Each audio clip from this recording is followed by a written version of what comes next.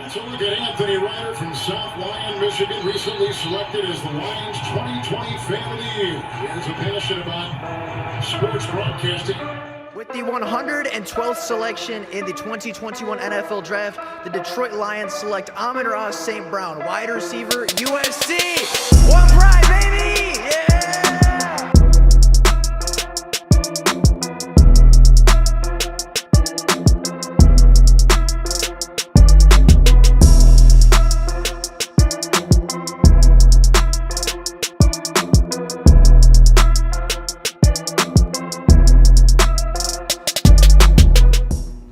What's going on, everybody? Welcome back to another Detroit Lions video. Now, the NFL Combine is officially complete, and with that being the case, it felt like a natural and perfect time to come out with another Detroit Lions mock draft. Now, this mock draft is going to be a little bit different than mock drafts of the past or mock drafts of this previous draft class, right? I've done a couple mock drafts already on this class. This one is going to be a little bit different. Obviously, we know a little bit more information from the NFL Combine, and this one, I wanted to focus on a couple key points in particular based off of Brad Holmes' history drafting in the NFL Draft and really trying to base it off of last year's draft. And with that being the case, I set a couple parameters for this, not necessarily guidelines that I have to follow, but things that I wanted to keep in mind to try to keep it as realistic as possible. And those things we're focusing on BPA and RAS being best player available and raw athleticism scores. Those were both things that were very prominent in Brad Holmes' draft in 2021, taking Penei Sewell, who was the best athlete and the best player at the time on the board, although he wasn't the biggest position of need.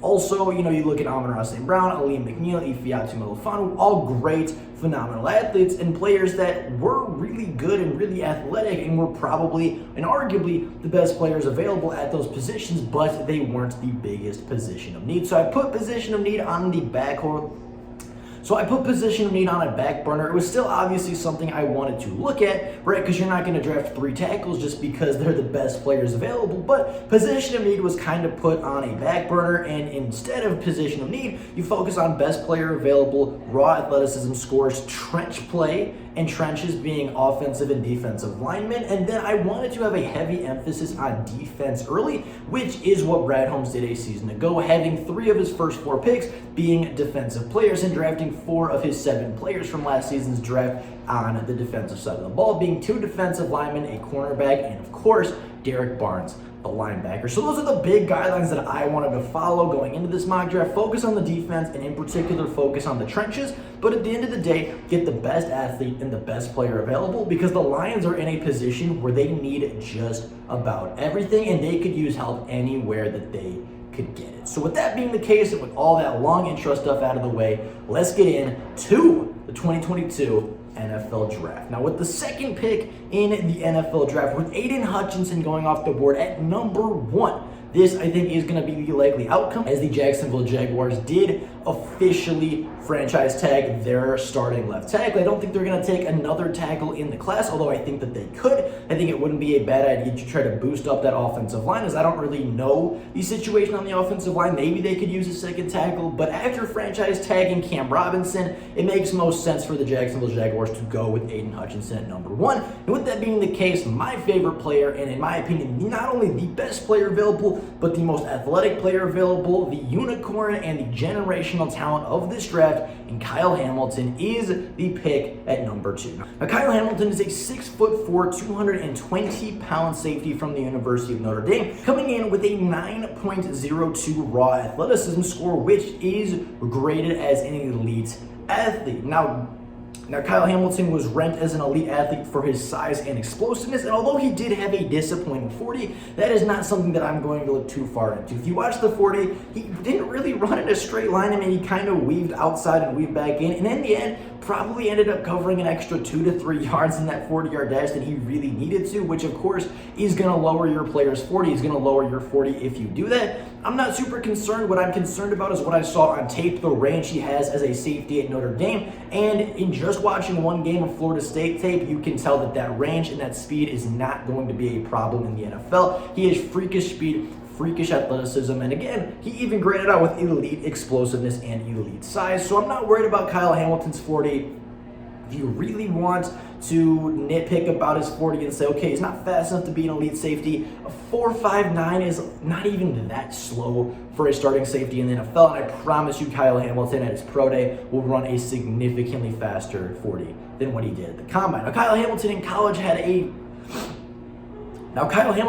totaled 138 tackles, 7.5 tackles for loss, 8 interceptions, including one of those in his freshman year that he took back to the house for 6 points, as well as 16 passes defended. He is an elite size. He has elite size, length, range, and IQ for the safety position, and he was the best player available while having the versatility to play slot cornerback, boundary cornerback, box safety, box linebacker, as well as the deep safety. And actually, according to PFF, which you take it or leave it at this point, according to PFF, he played a couple of snaps at defensive line as well, probably as an edge rusher off the edge, outside the tackle, but nonetheless, that is playing on the defensive line, meaning he can realistically play at every single level of the defense, which is absolutely phenomenal and what you would want out of your number 2 overall pick. Now, DeMarvin Leal was there at the 32nd overall selection, and DeMarvin Leal didn't test very well at the combine, but in my opinion, he is the best defensive tackle in this draft class, having 133 tackles,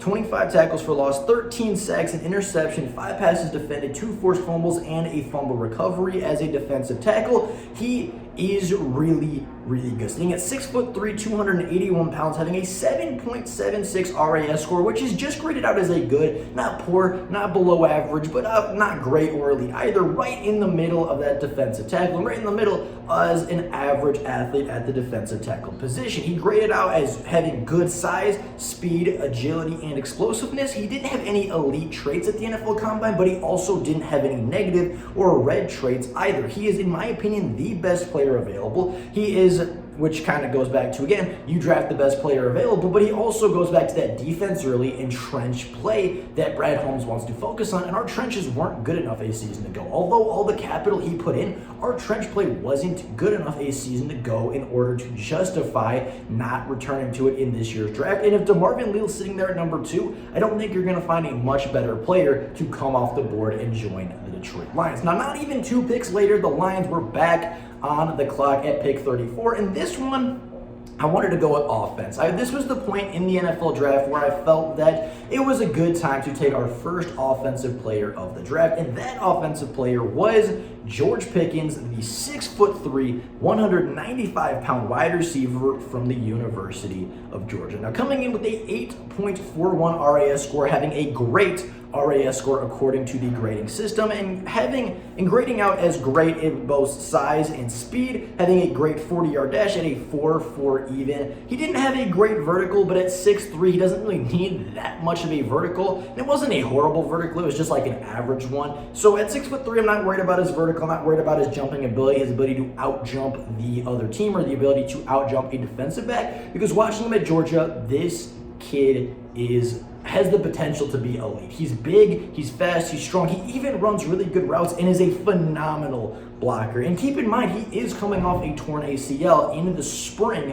of 2021. We're not even a full year removed from him tearing his ACL in a spring practice for the Georgia Bulldogs, and he's coming out running a 4.4 40-yard dash. Didn't test great, but a torn ACL is going to take more than a couple of months to heal, and although he's healthy enough to compete and play, at this point at the NFL Combine, I would doubt he's back to 100% just yet, so let his knee heal a little bit more this offseason and going into training camp, and you might see a better vertical. You might even see a better 40 time, and mixed in with his route, his hands, and his physicality, both running routes, catching the football, and blocking as a wide receiver, he seems like the perfect candidate to come off the board at 34 to be the Lions' number 1 X wide receiver. Following the footsteps of Calvin Johnson and then Kenny Galladay, you then come back to another big body, physical wide receiver that's going to go up and make you plays in contested coverage. That guy in this draft is George Pickens. Now at 66, I wanted to go back to the defense. Again, a big emphasis of this class was defense early and often. And although we addressed the defensive line once, I didn't want to stop there, as edge rusher was still a need. We didn't take Aiden Hutchinson, we didn't take Kayvon Thibodeau, we didn't take Drake Jackson or Jeremiah Johnson with the 32nd or 34th pick. We didn't have a huge edge rusher at this point in the draft. And although Romeo Okwara is coming back, and although Julian Okwara and Austin Bryant took massive strides in years 2 and 3 respectively, ability to become better pass rushers. I still think the Lions could address edge rusher in this class, even if it's not at number 2. And with a less than stellar combine performance, Arnold Ebiketie is starting to slip down boards just a little bit. He didn't have an RAS score, as he only really measured in, I believe, maybe did one explosiveness drill. I'm not entirely sure. So his RAS score isn't even available right now, but he did have an elite explosiveness grade when it came to the drills he actually did perform. I don't know why he didn't run the 40. I don't know why he didn't do, the shuttle and all of that. Maybe his times wouldn't have been very good. But based off the production and the athleticism and the athletic testing that has been done, I think Arnold Ebiketie at 66 is a steal. I don't really have a big reason why he's falling down the board. From what I've seen from the numbers he put up at the combine, it doesn't make a lot of sense to me. Maybe it could possibly be just because a lot of other guys tested really well at the NFL combine and Arnold Ebiketie just wasn't one of those guys that was making headlines. So it's not so much that he's falling as a prospect as other guys are just rising above him. I think that's more of what the case may be. But Arnold Ebiketie didn't do any strength or agility drills, but in his time with the Penn State Nittany Lions, which was only the 2021 season, he totaled 62 tackles, 18 tackles for loss, 9.5 sacks, a pass defended, and 2 forced fumbles. He's a really good athlete and had an 88.4 PFF grade. In my opinion, he was the best player available, had a really good RAS score from what was actually put on as far as like his explosiveness. He was really explosive at the NFL Combine, and I would expect his athletic ability and his athletic traits to shine at his pro day, and I'm not worried about the athleticism thing. I think he's going to be a really good athlete even without an official RAS score from the Combine, but based off his production, his explosiveness, and what I've seen on him from tape already, getting him at 66 is an absolute steal. And then at pick 97, the last pick inside the top 100, we went defense yet again. 4 of our 5 first picks were on the defensive side of the ball, and the Lions go with a linebacker. They addressed the secondary, they addressed the defensive line twice earlier in this class, and now they go to the linebackers. As Channing Tindall, the 6'1", 230-pound linebacker from the University of Georgia, who absolutely dominated the NFL Combine with a 9.83 RAS score, is the pick at 97. Now, Channing Tindall graded out with elite speed and explosiveness. The only thing that he really didn't excel at was his measurables, which at the end of the day, you can't control your arm length, you can't control your height. All you can control is your speed, your playmaking ability, your explosiveness, and those are all things that Channing Tindall graded out as elite in. He had 108 tackles, 16 tackles for loss, 12 sacks, and a forced fumble with the Georgia Bulldogs, knowing that the Georgia Bulldogs linebackers and Georgia Dogs front 7 rotate around a lot. Those are pretty good statistics for Channing Tindall out of college. Again, really good athlete, defense early. Those are the big reasons I took Channing Tindall. It made sense. He's a great athlete. He's a great leader coming from the Georgia Bulldogs. He didn't really get a ton of opportunities to be the focal point of a defense, and still, again, graded out with 16 tackles for loss, 12 sacks, and 108 tackles. He's a really good sideline-to-sideline guy. He's going to be great when it comes to tackling in the open field. It's going to be great when it comes to, just getting sideline-to-sideline, tracking down the ball carrier, and getting tackles for loss and getting tackles for minimal gain. We need linebacker help in the Detroit Lions, and I think Channing Tindall could be a huge player for the Lions to get inside of the top 100. Just grading out as an elite athlete, because you can teach a player where to go, but you can't teach a player to run or jump or cover in the way that Channing Tindall does. He's a good tackler. He's just really sound. Did play a couple different roles for the Georgia Bulldogs in college, and overall, I think would be a huge addition to this Lions team. Now, again, as I mentioned, defense was a huge priority early. From this point on, we're going to shift a little bit more to the offensive side of the ball, get a couple more late-round weapons, get a couple more guys that I think could eventually develop into something special. Not that we're going to completely ignore defense, but from this point on, offense was more often the best player available than defense. But again, I wanted a huge emphasis on defense early, going safety, DT, edge rusher, and linebacker with 4 of your first 5 picks and 4 of your picks within the top 100. So moving on into the later round, we fall all the way to pick 176, where Velus Jones, the 5'11", 204-pound corner, 204-pound wide receiver from Tennessee, was on the board. Now, Velus Jones left the NFL Combine with an 8.85 RAS score, having elite speed, running a 4.31 40-yard dash, and having 120 receptions, 1,400 yards, and 11 touchdowns through the air, as well as being a great return man for the Volunteers, having 122 total returns for 3,000 yards and 2 return touchdowns. He was a Senior Bowl standout. I think he can kind of replace Khalif Raymond as that deep threat, replace Khalif Raymond as that kick/punt returner. He's going to be a guy with multiple roles in this offense and the special teams, a guy that Dan Campbell has worked with before, a guy that Malik Willis, Sam Howell, and Bailey Zapp all have chemistry with if the Lions end up going that route with a quarterback. And all in all, I think just having the ability to work with this guy before, having the ability to, see this guy in practice, and also knowing that he can fulfill multiple roles for you at 176, also filling out that second requirement that the coaches mentioned about getting that second wide receiver in the NFL draft, Velus Jones felt like the perfect pick at 176. And then just 3 picks later, we go back to the defense as Zion McCollum, the 6'2", 190-pound cornerback from Sam Houston FCS College, graded in with a 9.99 RAS score, having elite size, speed, agility, and explosiveness, working with Dan Campbell at the Senior Bowl, working with Aubrey Pleasant and that coaching staff down in Mobile, Alabama, and in his college career having 13 interceptions, 2 of which went for touchdowns, 54 passes defended, 6 forced fumbles, and 10 tackles for loss. He played in an FCS school, didn't have a lot of national recognition, didn't have a lot of national spotlight, but at the end of the day, this dude's big, athletic, and productive at his sport, and at the end of the day, you can't ask for anything more. You cannot have asked for Zion McCollum to do anything else better at the collegiate level. No wide receiver gave him trouble. No wide receiver thoroughly dominated him. Yes, he played against lower competition, but this guy is built for the NFL. And if he did this kind of stuff at an FBS school, whether they be a ranked school or unranked, this guy would be an easy first-round pick. The only thing holding him back is the lack of true competition. But at the end of the day, at 179, you're not going to find a better project, a better athlete, or sometimes a better player than what Zion McCollum is going to have the ability to give you at his ceiling. Now, falling all the way down to 217, we go back to offense, but we're not done with the trenches, as Austin DeSellis, the 6'5", 321-pound offensive tackle from LSU, came out of the NFL Combine with an 8.14 RAS score, having great speed, good explosiveness, and good size for the tackle position. Austin DeSellis is a 5-year starter, having 61 games under his belt at LSU, was a member of that 15-0 national championship roster, is a really good pass blocker, really good run blocker, really the last part of that LSU national championship team not to be in the NFL or not to be drafted at this point,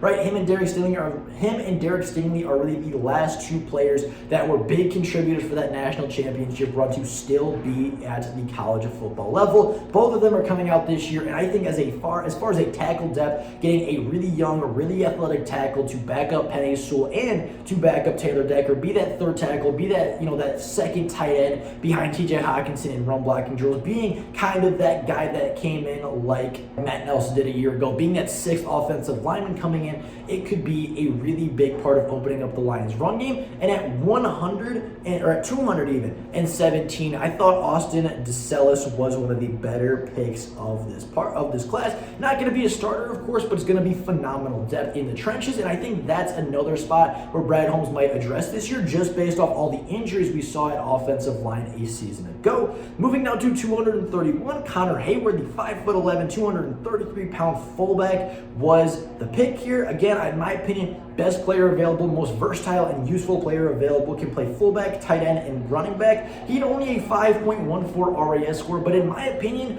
that is solely because they graded him against tight ends, and they graded him as a tight end and not a fullback, whereas I see Connor Hayward as a fullback with elite receiving ability. In a very similar way that Jason Cabinda is a good receiving fullback, I think that Connor Hayward is even better. He's more explosive, he's bigger, he's heavier, and he has more experience actually playing the fullback position. Again, another guy that the Detroit Lions worked with down in Mobile, Alabama, a guy that they really, really liked, and a guy that could end up being a Detroit Lion. Now, with one pick left, just a 239th pick in this year's class, I wanted to move down because there was two players on the board still that I really liked. One of them being a super productive running back and one of them being a project quarterback. So with that being said, I traded with Kansas City, gave up the 239th pick for 240 and 259.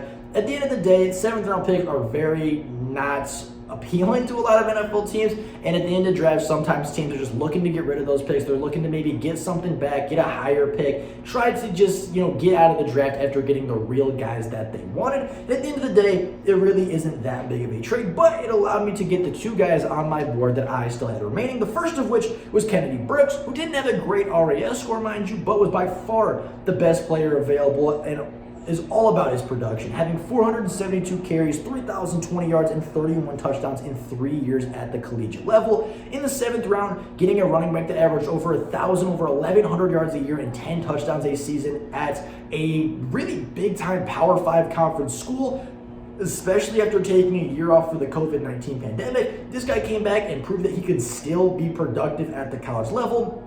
If nothing else, he's a 7th round flyer and competes for that last running back spot. Maybe even competes with Craig Reynolds for that 3rd running back spot. And honestly, I think Kennedy Brooks could be the Elijah Mitchell of this year. I think he could be the, late round running back, the James Robinson of this year, the Elijah Mitchell of this year. That running back that goes, really late in the draft or even goes undrafted, but just shows up, works hard, improves his ability to run the football, and ends up actually being a key part of an NFL offense and ends up being a much bigger impact and a much better football player than what their draft stock may indicate. And then, as I mentioned, I have a project quarterback, a guy that in the late rounds of the NFL draft is going to be there, a guy that at the NFL Combine showed up incredibly, didn't run a 40, didn't do a vert, didn't do a broad, and didn't do any agility drills, but measured in at 6'7", 260 pounds, and coming off a season where he had a 73.6% completion percentage, threw for 5,100 yards, 44 touchdowns, and 10 interceptions. Cole Kelly,